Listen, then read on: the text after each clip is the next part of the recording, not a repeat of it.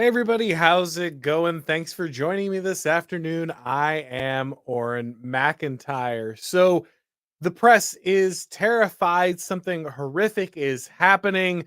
It turns out that school choice programs across the country, but especially in my home state of Florida, spearheaded by governors like Ron DeSantis, are working. It turns out that when people have the option to get their students out of failing public schools, they will go elsewhere. And if you can go ahead and disconnect the funding of public schools from the terrible education provided by public schools, people will have happier, healthier children by placing them inside alternative institutions. Public schools are simply the worst at what they do, and there is a lot of reasons for that.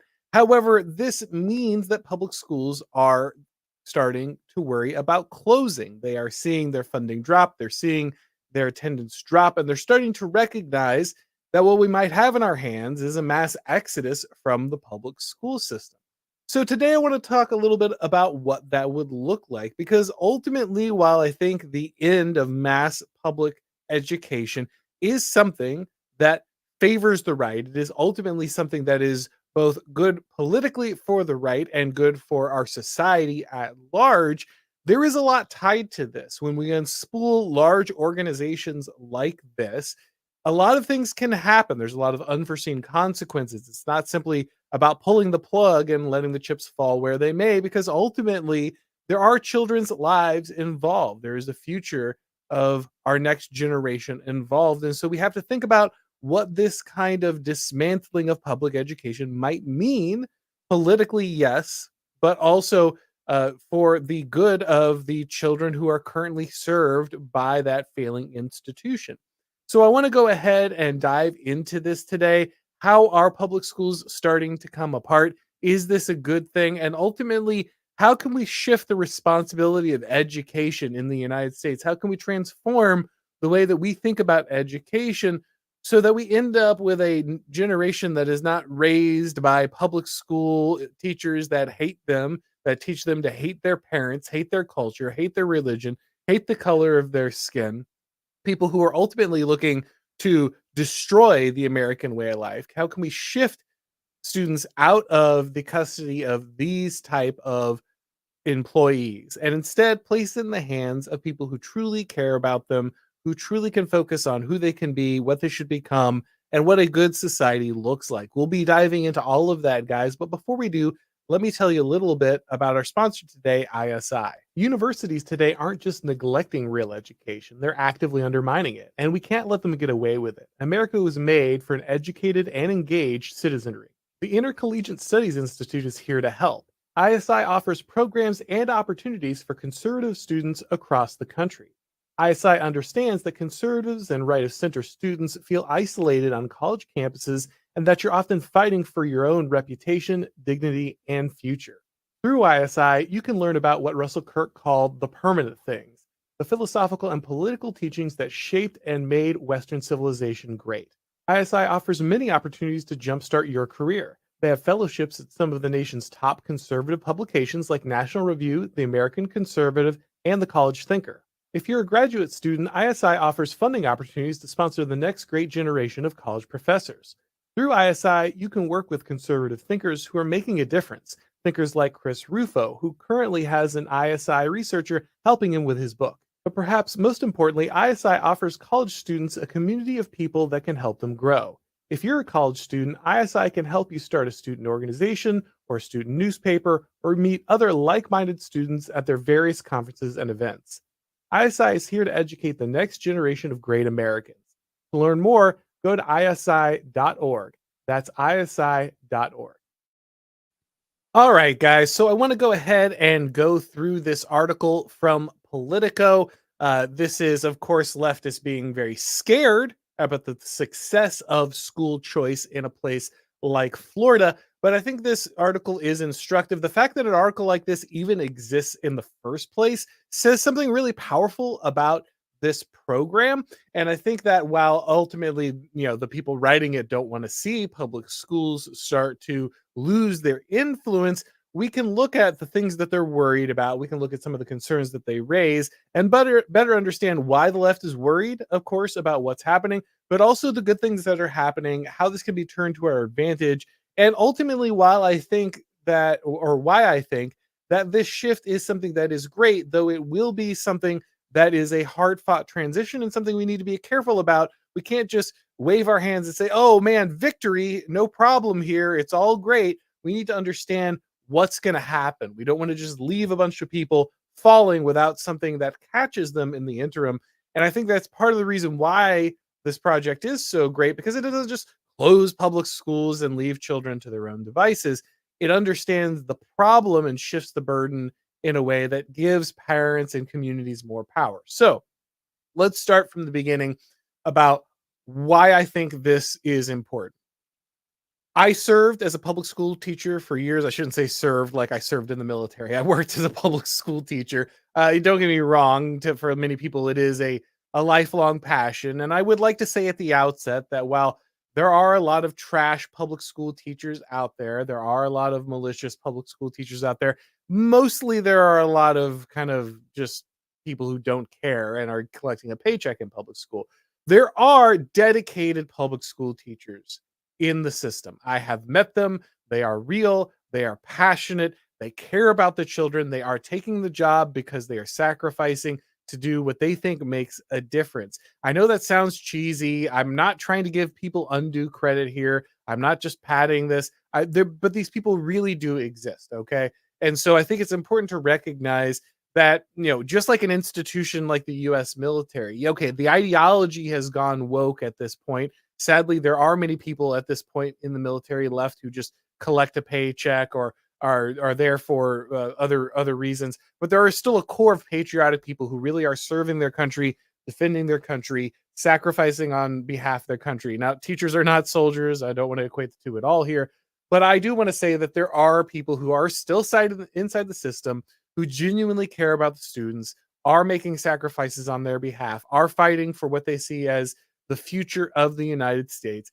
And it should be said at the outset that these people exist. And so, we're not just dismantling the public school system out of glee to like spite all of these teachers, but understanding that ultimately that the system is failing the teachers left in the system that do want to educate kids and do care about educating kids.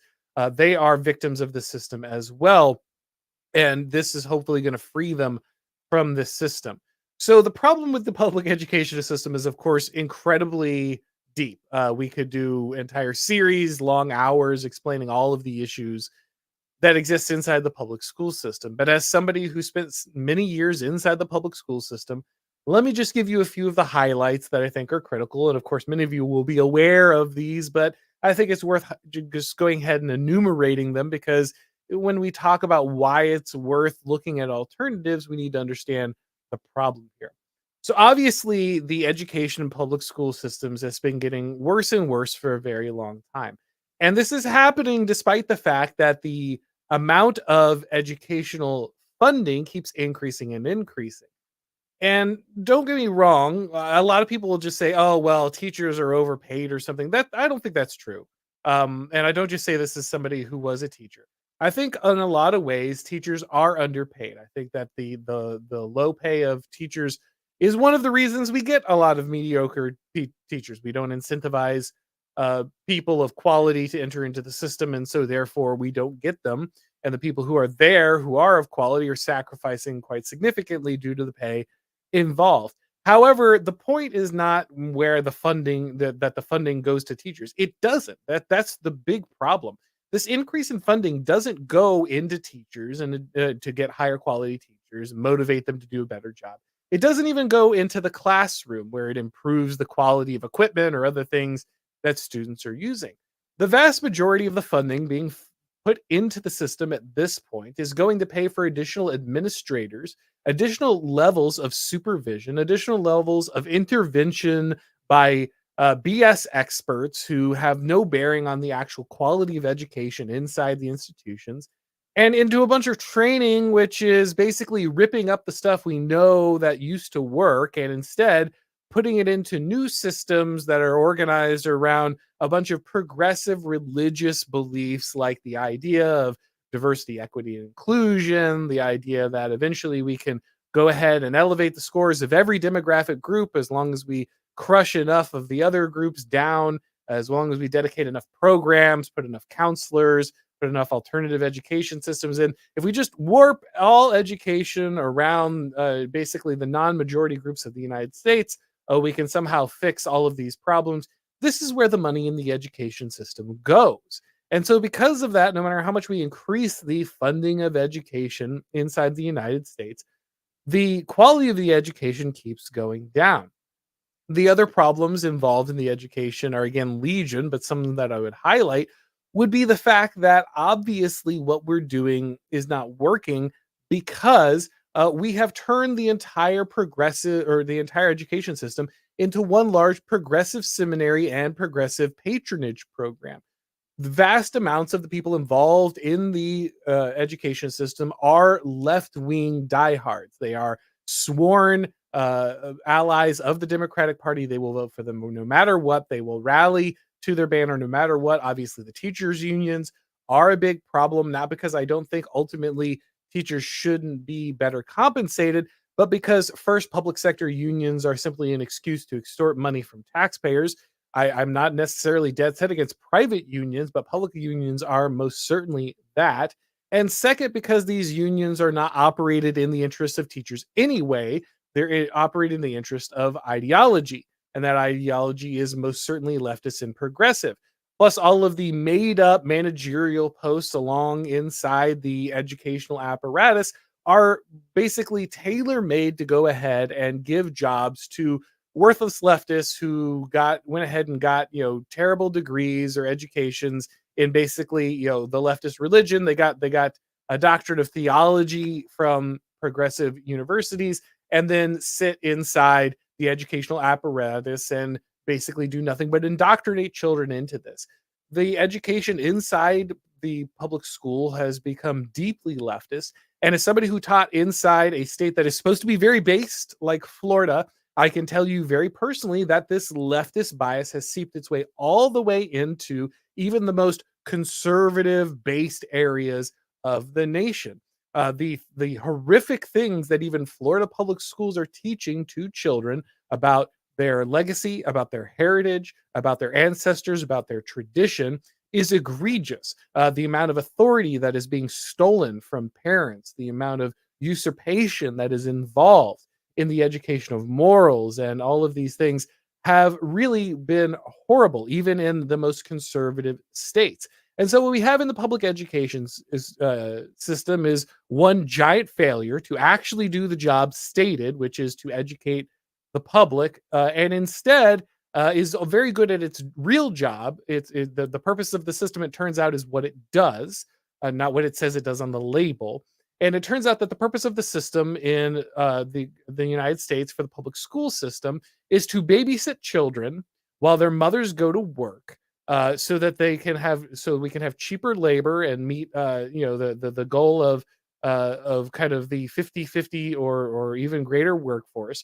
And while that is happening, the students who are warehoused there, the children that are warehoused there, are indoctrinated entirely in leftist ideology, and all of the money is put into funding all of these leftist programs, to giving just made up jobs to a bunch of leftists who are there to do nothing but indoctrinate your children. That's actually what the public education system does. Whatever it says, whatever the label is on the outside of the public school, that's what it actually does. And there's all kinds of problems. Mass education is going to lead to a lot of this, and we'll get into that in a minute as to why the problem is ultimately mass education. You can't do mass public education without it becoming leftist. I'll explain why that is institutionally a fact.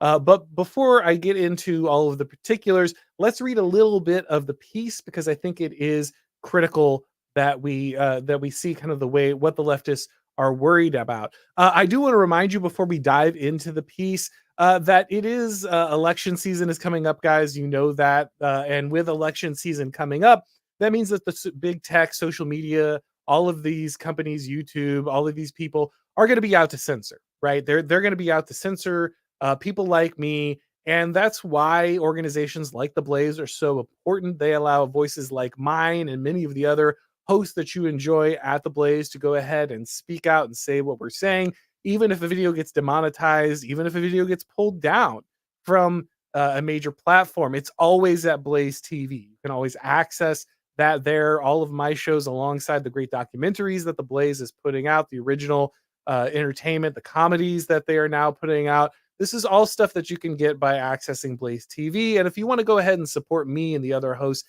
at the Blaze and make sure that we can continue to deliver that content in the face of censorship, you can, of course, go to blazetv.com and enter the promo code Auron. When you do, that's going to go ahead and give you $20 off your subscription for the year. That's promo code Auron at blazetv.com to get that discount and make sure that my show can continue to deliver the kind of stuff that you want to hear, the kind of things that challenge, obviously, many of the beliefs held by big tech and others who control a lot of the information in our society. So speaking of people who control a lot of the information in our society, let's read a mainstream media piece on the dangers of getting rid of public schooling, two of the key arms of the mind control device deployed by our regime that many people refer to as the cathedral. All right, so Politico here says Ron DeSantis and Florida Republicans have spent years aggressively turning the state into a haven for school choice. They've been wildly successful, with tens of thousands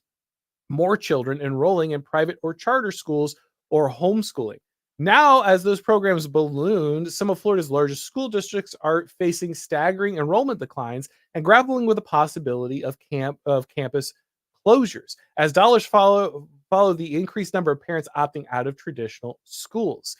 The emphasis on these programs has been central to DeSantis' goal of remaking the Florida education system, and they're posed for another year of growth. DeSantis' school policies are already influencing other GOP leaning states, many of which have pursued similar voucher programs. But Florida has served as a conservative laboratory for a suite of other policies, ranging from attacking public-private sector diversity programs to fighting the Biden administration on immigration. Yeah, that's right.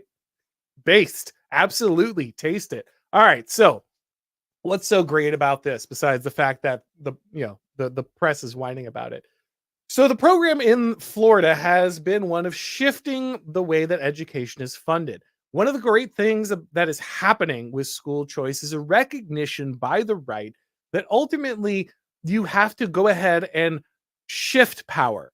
It's not just about destroying power, right? One of the things that the right wants to do is immediately just throw the ring of power into the Mount Doom, right? This is the failure that many conservatives and libertarians have. They say, well, it's just about small government, and we have to throw the ring of power into Mount Doom, destroy it. One ring to rule them all is too powerful, and if we can get rid of it, then we win.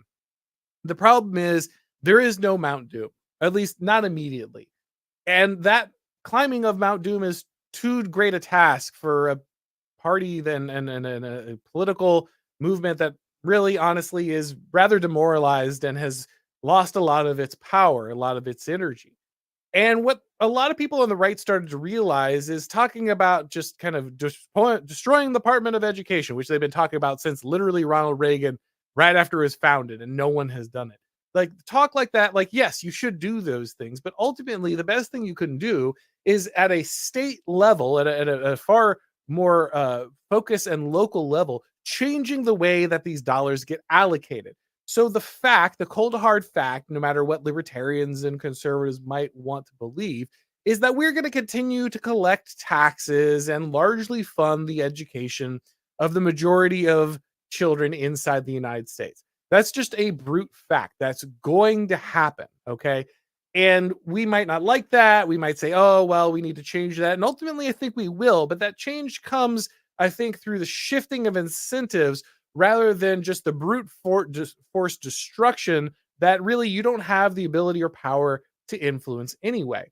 So what a lot of people inside the school choice movement realized is, while we can't just defund public schools immediately, what we can do is reallocate those dollars. We can shift the way that the system is funded. so much of the ideological capture, so much of the power wielded by the educational system comes from its default status. The fact that parents really have no say in what happens in the school. Yeah, they can elect a school board, maybe they can get involved, and you should, by the way, you should get involved in those ways.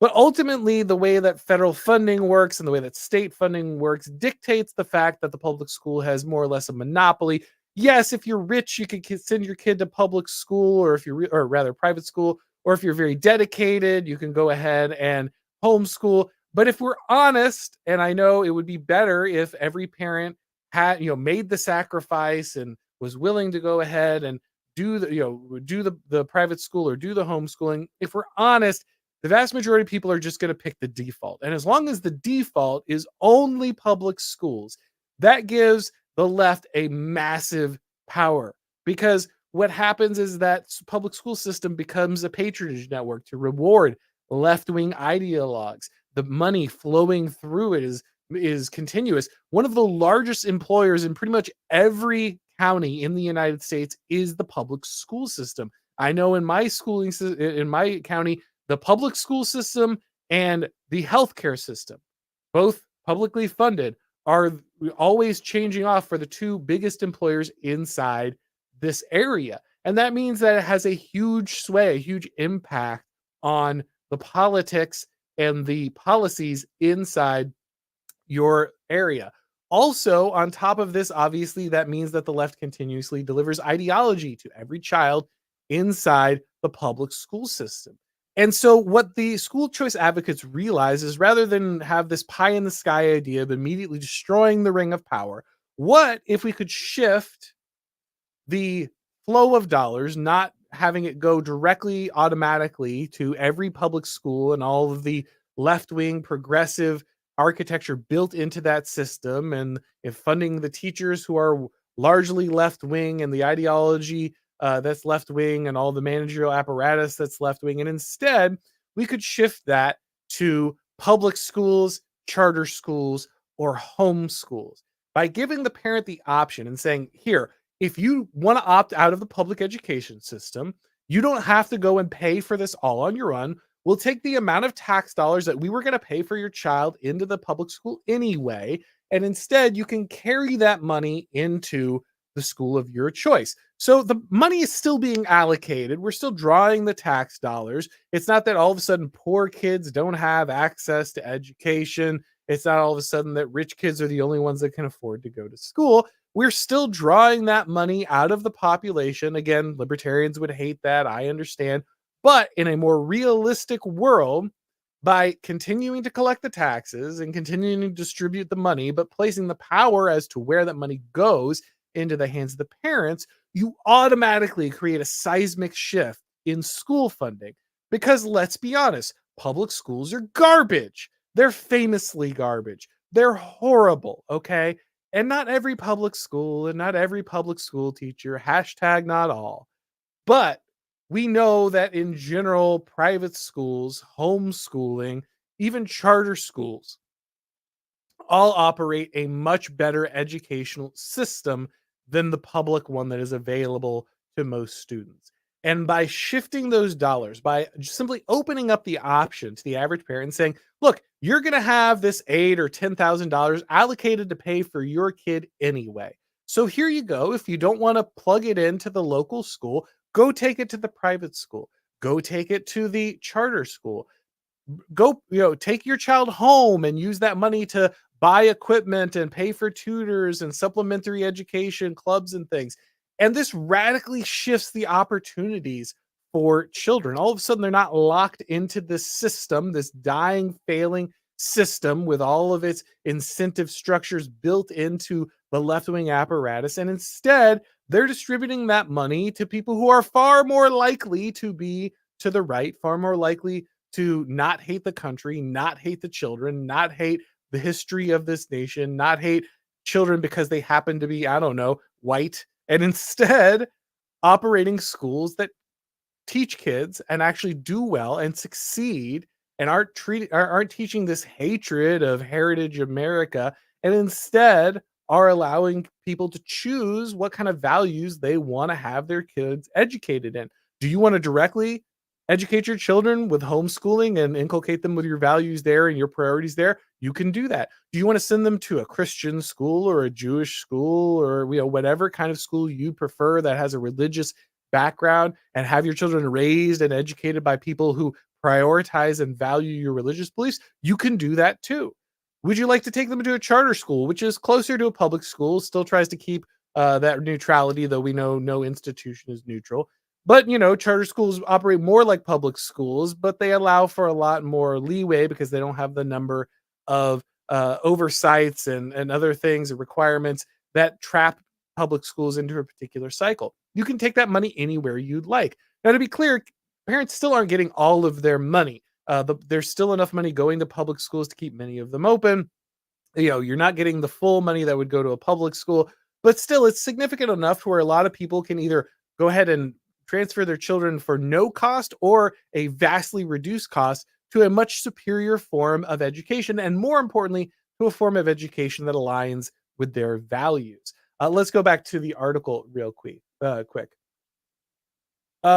see, where did we leave off? The emphasis on the programs. We got that. We need some big changes throughout the country, DeSantis said Thursday at an evening event at Florida Homeschool Convention in Kissimmee. Florida has shown a blueprint, and we really can be an engine for that as other states work to adopt a lot of the policies that we've done. Education officials in some of the state's largest counties, are looking to scale back costs by repurposing or outright closing campuses, including Broward, Duval, Miami, and Miami-Dade counties. Even as some communities rally to try to save their public schools, traditional public schools are left with empty seats and a budget crunch.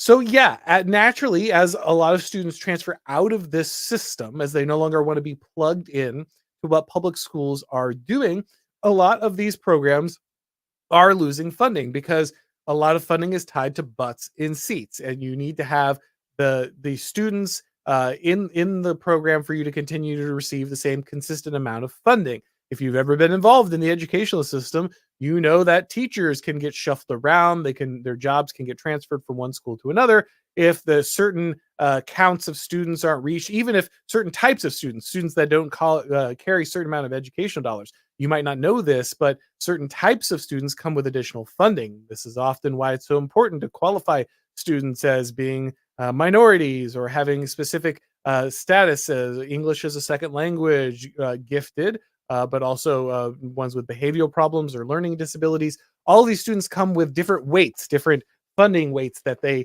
bring with them. And once the school figures out how many students are of what type are attending their school, that actually adjusts their budgets, the type of teachers they can afford, the number of teachers they can afford, the type of classrooms that they can go ahead and set up. And so all of this is a part of shifting around the way that schools are distributed. And if you lose a bunch of students because they're going to private schools or charter schools or homeschooling, then that necessarily means that your public schools are going to start shrinking. Now, this is a good thing in general. The fact that the state no longer has a monopoly on the public school system, that there are alternatives, is a great thing. And of course, the state is still collecting the funds, right? The state is still shifting the dollars around. The fire hose has not been closed. So this is not the perfect dream solution that a libertarian or a conservative might want, but you could redirect the fire hose. And just by doing that, you already shrink the power the public school wields. Look, I taught during the pandemic. I taught when all the schools were shut down, we had to go digital and all this stuff. And that is ultimately, I think, the thing that has shifted this the most. Look, a lot of people aren't talking about this, but it's really important for you to know. Even in states, again, like Florida, where our schools were closed for the shortest amount of time, as opposed to other states, the education involved with the remote education, the virtual education, the stuff that was implemented in kind of the COVID world and the post-COVID world, radically altered the type of education students receive in public schools. Public schools were already lowering their standards. If you grew up like I did, it used to be that a 95 was an A and an 85 was the floor for a B. That has all been shifted down. Now it's a 90 for an A and an 80 for a B. That's a very obvious way that standards have already been lowered, but it's much, much, much worse than that. So for a very long time, what has happened, particularly when it comes to students of color, different demographics that did not perform as well in certain aspects, the type of grading that was prescribed has been what has often been called grading with grace, which is quite the euphemism. And what has been encouraged among populations where we would like to see improvements in education, but can't seem to get those scores up, what has been prescribed has been a alternative grading system in which basically there's no such thing as a zero in a grade book. Anybody who can do basic math understands that a zero in a grade book radically alters the grade point average of that student. And so if you just don't turn in work, it's much worse than if you turn in work that's really mediocre or even failing, because the zero hurts your score much worse than, say, a 55 or even a 40 would in the grade book. And so what the school started to do was it started to say, well, if these students don't turn in an assignment, we don't give zeros. We just don't give zeros because it makes it impossible for students to catch up. Of course, it doesn't make it impossible. Many generations of students came back from getting zeros if they didn't do the work. The whole point of the grade is to evaluate your performance. If you tweak the metrics to make sure that it no longer evaluates your performance, then the grade doesn't mean anything. But no matter, that's not the point. The point is to increase your stats, right? We're managers. We operate in a managerial mass bureaucracy. The point is to make the line go up. The line goes up. That's what really matters. And so we get rid of zeros. Nobody ever gets a zero. If you don't turn in work, instead you get 50s. 50s are still a failing grade. That was this is the ideology. And I want to be really clear, to be very clear. This was told point blank to people. Okay. This was told point blank. This was told point blank to me. You don't want students failing your class.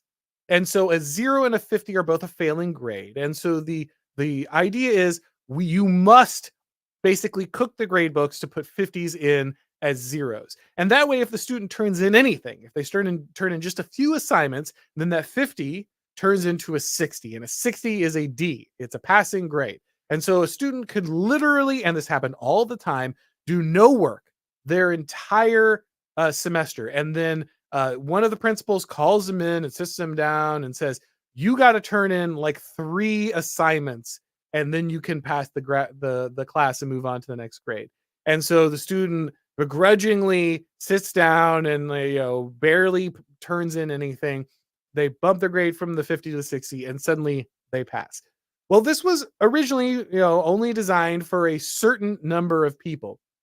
But during the pandemic, what we quickly realized is that a lot of students weren't showing up, especially actually students who did not speak English well. A lot of their families were not having them show up at all. And you can't have all those kids fail. Like, no school district is going to be like, oh, by the way, all the Spanish speaking kids failed. And all of the kids in especially minority households where their parents, had often many other concerns. They were underperforming already before those things. They started failing at much higher rates as well. We are not letting that happen. And so what happened was we shifted that from just a few students of particular in particular silos. We moved that policy of grading with grace out of that and we applied it to everybody. Everybody was allowed to turn in assignments basically whenever they wanted, and everybody got a 50 instead of a 0. And amazingly, the grades didn't suffer that bad. It turns out that we didn't actually just fail entire swaths of people who didn't turn in their work during that. In fact, we went ahead and moved everybody on. So during the couple of years where a lot of states closed their schools for as many as 2 years in many places, actually your students learned nothing, and their grades meant nothing, and it's all a lie. It's all a lie, and nobody's talking about this. Nobody is talking about the fact that basically for multiple years we pretended that millions of children passed grades they did not pass and have no education. And not only is that the case, but of course now grading with grace has become the baseline. Now this is how all public education works for all children. all the time. All of them are graded this way, and they expect to be graded this way. In fact, the only thing that differentiates most advanced classes from on-level classes in the school system is that on-level classes get graded with grace, and students in advanced classes get graded the way that you and I were graded when we were in school. And so now a lot of kids don't wanna be in advanced classes because the advanced classes aren't learning basically anything different. They aren't actually being challenged. There's no real difference. It just means you have to actually turn in your work in an advanced class. That's it. Like that's the real difference. And so this vast shift in grading has made the public school system even more of a disaster. On top of this, parents realized once kids came home with their Chromebooks and started taking all their classes on Skype or Zoom, that actually their teachers, in addition, we're just teaching them nothing, which they often in cases, we're not teaching them anything. But we're actually teaching them to hate themselves. We're teaching them all this woke DEI garbage. They're teaching them to hate the color of their skin, hate their religion, hate their parents, hate their history. And they're like, I got to get my kid out of this. This is suicide to leave my kid in these classes. And so what they ended up doing is saying, I've got to go ahead and find a way to get my kid into a charter school or private school or homeschool them. So this mass exodus was already going to occur simply because people started realizing what the schools were actually doing. And they didn't even know about the grading stuff, but this is just another incentive on top of that to move kids out of these schools, right? And now the schools are panicking because a mass exodus was already occurring. We are already seeing this shift without the school funding programs. But the fact that states like Florida have been diligently working to connect funding to the student and not to the system, to feed the education of the student and not the corrupt system, has meant that there is a model that will undermine the monopoly that these corrupt, useless systems have on education. And that is a huge change because so many of these schools are just not educating children at all. I sat through meetings where the principal straight up said, yeah, we're teaching kids to pass the test because that's what gets them out of here and funds our school. Like, not even, no hesitation, no moral problem with that statement when other teachers were like, well, we can't do that. That's immoral. That's not teaching children. The principal, I'm not even making this up and I'm not even exaggerating, said, I don't care. That's what they're tested on. Period. Like that's it. That's it. And so that's the type of incentive structure that a school with no competition is operating under. And the fact that now there's competition and that now people actually have to worry about the end of public schools is fundamentally shifting the type of structure that they are investing in. Now, I want to talk about the end of public schools real quick. I think many of you watching here, I'm just going to guess, we're already sold on the idea that maybe public schools aren't great. So I probably didn't have to sell you on that idea so much. But I want to talk to you about the shift because ultimately it does matter. Like I said, when this thing, is unspooling, it matters how it happens. Because really public schools, one of the reasons they're bad is that they have a significant disadvantage. One of the advantages that private schools have and that charter schools have is that they can say no to students. They don't have to take every student.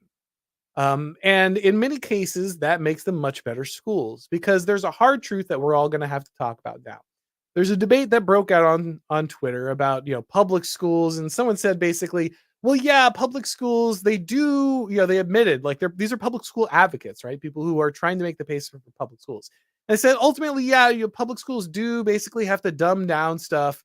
They do have to strip out all of the gifted programs and all the programs that challenge students that are promising, because really we can't educate the masses at like this base level if we're dedicating resources and shaping our classes to educate kids who are above the standard. And a lot of people are like, well, I can't believe you said that. But like, that's just obviously true. Okay. Public education is always going to be mediocre for the same reason that cafeteria food is mediocre, because you have to mass produce it for everybody. And if you can't take the time to tailor programs, to focus on people, to deal with the individual, then when you try to massify things, ultimately you will always degrade in quality. And the problem for the public school system is really only exploding because ultimately what we've been doing is allowing a lot of people into this country that shouldn't be here. Illegal immigrants, mass immigration that just should not be occurring even in the legal side. And a lot of the people we are bringing in don't share our values, don't share our tradition, don't share our heritage, and don't even share our language. A lot of the children being brought in are children who don't speak English. And while I understand why, if I lived outside the United States, especially in a third world country, yeah, I would want to be here too. I get it. But ultimately, the problem is that if you're dedicating your resources to teaching children who are in, ninth grade how to speak basic English, if you're spending all of your time trying to bring standards down low enough to where they can pass a class that should be challenging a child who is looking to go to college or otherwise enter a workforce that should be well trained, skilled, rigorous, then you're going to destroy the education of the other children. You just are. And it also means that you have to lower the discipline for a lot of students because a lot of people are coming from countries where they've never seen a public school, or the public schools they have barely exist. They have never had to have the kind of behavioral standards that you expect in a classroom. And so not only do you have to teach them the language, you have to spend a lot of time discipline and retraining and drilling students in a way that allows them to exist in a classroom environment. That is itself its own process, and you can't just begin it in ninth or 10th grade. It's something that starts early on. Whether we like it or not, these massive institutions shape the way that people interact with each other and interact with authority. And you can't just start that in the middle. Now, in a lot of ways, I think maybe we shouldn't be shaping kids this way. And that's why I'm glad that we have the option to homeschool. We have the option to private school. We have the option to charter school where they can break out and try different things that don't push children towards this homogenized identity and this homogenized way of learning and this really, I think, destructive way of understanding how we should shape minds. But that only happens if we don't have to force everyone into the system that has to educate, like, I don't know, 100 million kids a year or something. Like, if you don't, if you don't change the structure, if you don't change this fundamental way that you are kind of pressing every kid into the same mold, you're going to continue to get just degradation of human capital inside the United States. And so ultimately, it's really important to have these systems because it breaks that up. However, that means that really at some point we probably will always have public schools. I think we probably will for a very long time have public schools, but their roles will be reduced. And that's a good thing. It's good that the focus on education is moving away from the mass institution and more into homeschooling and private schooling, because what that does is it reacquaints the parent with the idea that they are responsible for their child's education. Like I said, right now, most people and just throughout history, people are going to do the default. They're going to do what's in front of them. And one of the reasons that we have created the total state, by my book, one of the reasons we have created the total state is that we handed over a lot of these responsibilities that belong to parents and belong to communities. And we gave them to these mass managerial bureaucratic structures. And the public school is just the perfect encapsulation of that problem. Educating children used to be the job of a parent. And in lieu of a parent, they might hire a tutor, or maybe, if their community was organized enough, there might be schools that they could send their child to do that job for them. However, the onus was still on the parent. The authority lay with the parent. The decision of where they would be schooled and if it would be in schooled by an institution or themselves, always with the parent. The duty lies with the parent. With that shift to having a mandatory public school everywhere that is sponsored by the state and is the default everywhere, that meant that parents just gave up that responsibility almost automatically, and they invested a large amount of the social power that rested in the spheres of the communities and the churches, which were often involved in public and or rather private education and homeschooling. All of that duty got shifted into the public sphere, got shifted into the sphere of the state, because dependency drives sovereignty. If you're dependent on a parent, then they have the sovereignty over you. If you're dependent on a church because they fund your private school, then they have sovereignty over you. But if you're dependent on the state because they provide schooling, and unfortunately, more importantly, for our current economic system, warehouse the children so the parents can both work, then that is what will be sovereign. And so we've ceded a large amount of power to the state because of this.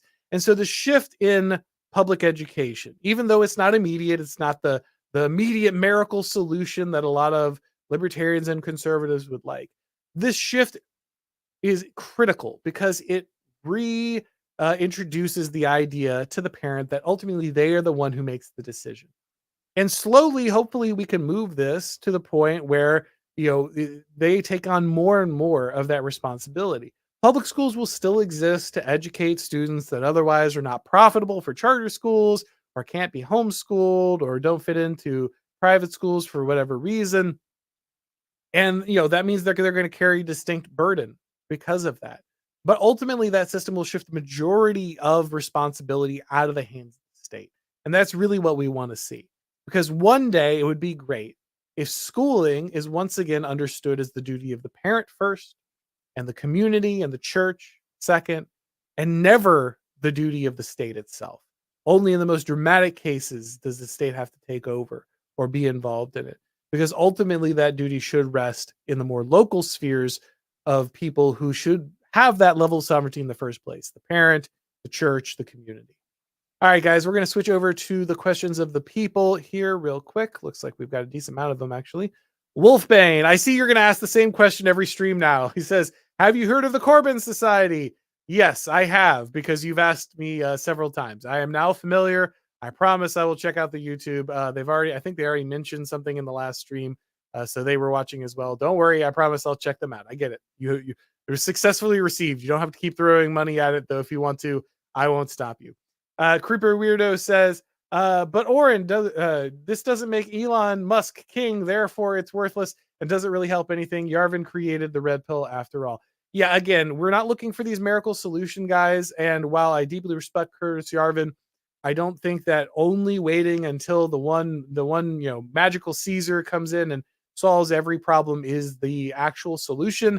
Again, as I advocate in my book, The Total State, I think that we should be looking for practical application of power now, and shifting state funding to private sector or to private schools or homeschools is a beautiful example of how you at the state level can do way more than is getting done at the federal level.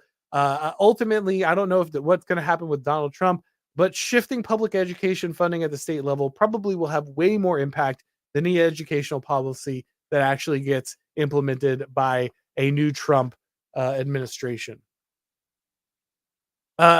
Alexandra says, Auron ruined podcasts for me. I can no longer listen to these typical shows about the latest outrage cycle because I crave something more in depth. Thank you, Auron. Very cool. Well, thank you so much, guys.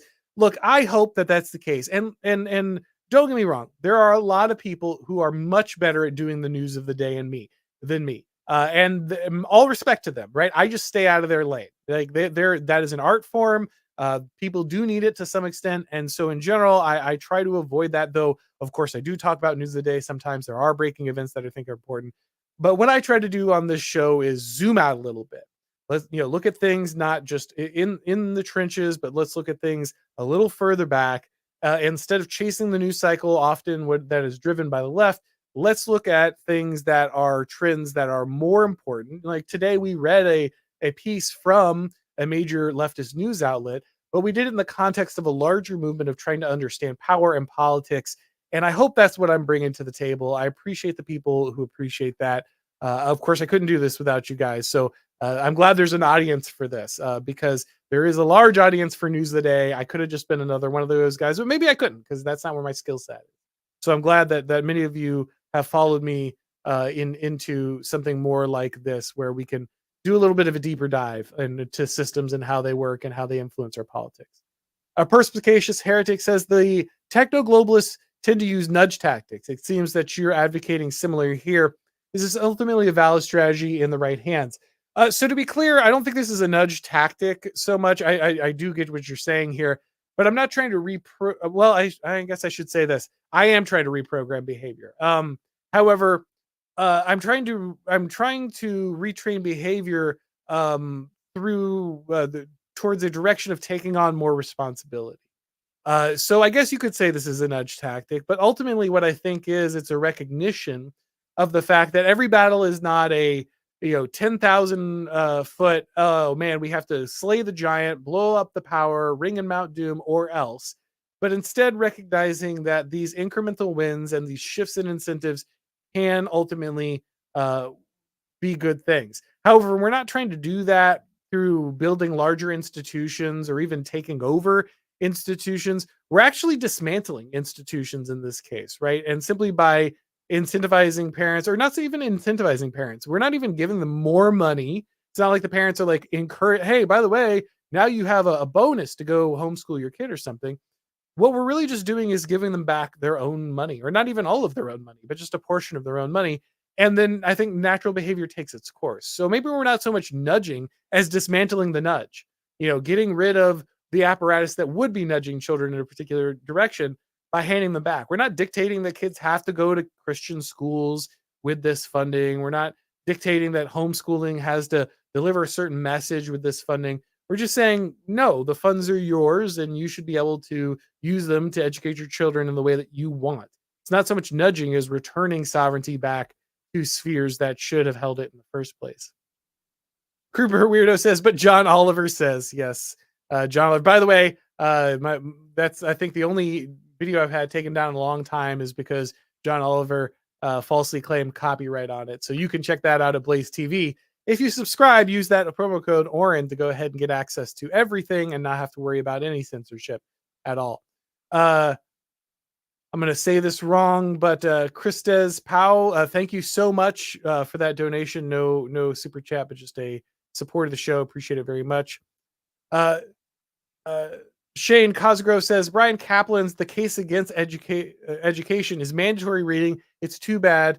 He's an open borders guy. Yeah, I'm not familiar with that book, but good to know. Unfortunately, often libertarianism has people make good decisions and bad decisions at the same time.